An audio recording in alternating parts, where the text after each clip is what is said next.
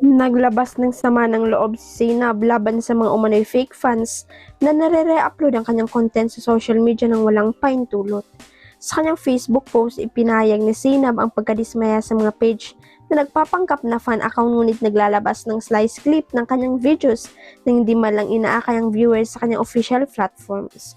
Nakaka-frustrate yung mga Facebook page na kunwari fan page pero nag-upload ng slice clip ng videos tapos hindi man lang pinopromote yung original link ng vlog sa YouTube.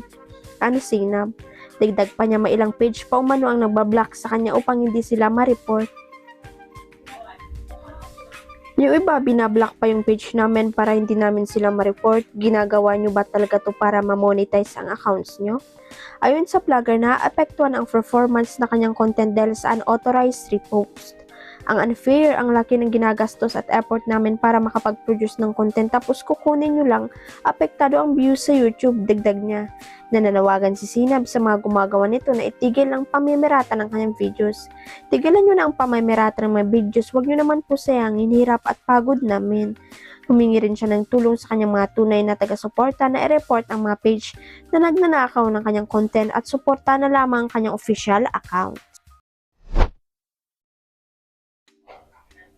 Usap-usapan ngayon ang pagkukumpara kay Fiang Smith sa Diamond Star na si Maricel Soriano matapos silang magkasama sa isang vlog project.